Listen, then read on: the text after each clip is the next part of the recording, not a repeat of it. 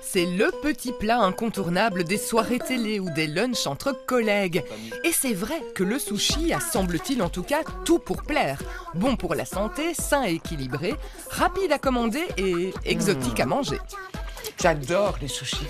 Pourtant, depuis quelques années, de nombreuses études montrent les revers de ce mets nippon. Les poissons prédateurs accumulent de plus en plus du mercure. Déjà, vous apprendrez que maître sushi, c'est plus qu'un métier. C'est un art, un apprentissage qui dure 10 ans et qui se transmet selon des codes très précis, de maître à élève, et dont le titre suprême n'est obtenu qu'après des années d'entraînement. Il y a donc fort à parier que les sushis que vous avez l'habitude de manger ne respectent pas cette tradition japonaise originelle. Les sushis se sont démocratisés et occidentalisés. Comme ici, au beau milieu de cette grande surface où trône un kiosque à sushis.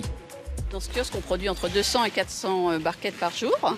On a développé une centaine de références et parmi celles-ci, nous allons en présenter 50 à 60 tous les jours.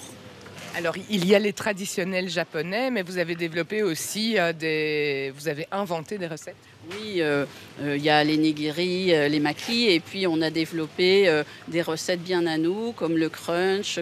Le concept, proposer à la clientèle des sushis préparés sur place, devant les clients.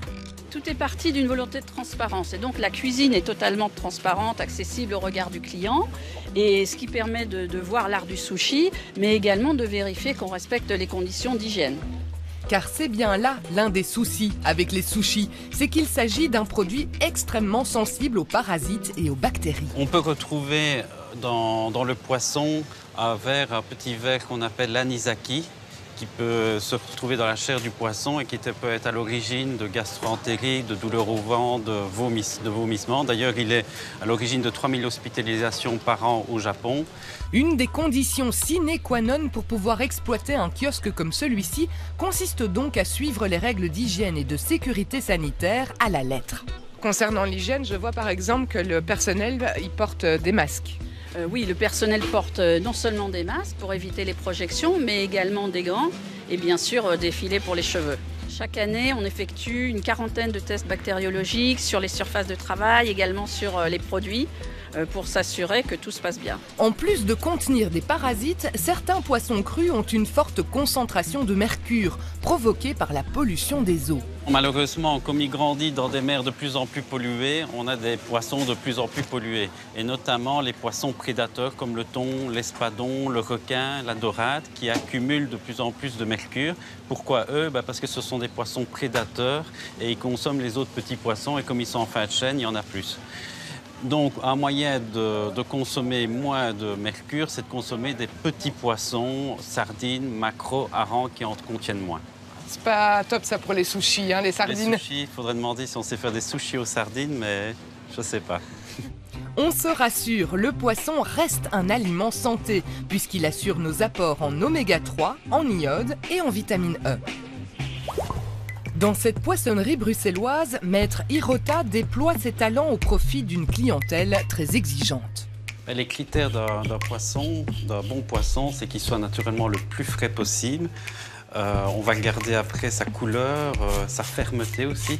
Quand on reçoit le poisson, on va garder aussi la clarté des yeux. Ça donne beaucoup. Donc sa forme et aussi naturellement sa provenance. Ici, on a un saumon qui provient d'Écosse, qui a le label rouge. Donc c'est un label qui garantit justement aux vendeurs d'avoir un certain cahier des charges. Et, par exemple, ils ont été nourris avec une certaine nourriture, donc qui donne une garantie aussi aux consommateurs de la qualité du poisson.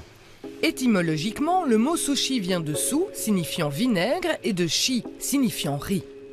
Certains sushis sont faits avec beaucoup de riz, et ce riz est un peu plus sucré, et il a un index glycémique plus élevé. Donc il fait monter le taux de sucre sanguin d'une manière plus rapide qu'un autre riz, style riz basmati par exemple. Maintenant aussi dans le sushi, ce qui est génial, c'est qu'il y a des algues. Et les algues, c'est riche en iode. Et il y a un avantage, c'est que les algues ont une affinité très importante avec les métaux lourds. On a parlé un petit peu qu'il fallait faire attention aux métaux lourds dans les poissons prédateurs. Et bien, le fait d'associer avec des algues, ça permet de diminuer justement l'absorption de ces métaux lourds. Au sosoya, le petit assiette, vous pouvez mettre le wasabi. Il est grand temps de déguster tout ça. On commence par le poisson blanc. Oui. Si vous souhaitez respecter la pure tradition nippone, vous avalerez votre sushi en une seule bouchée.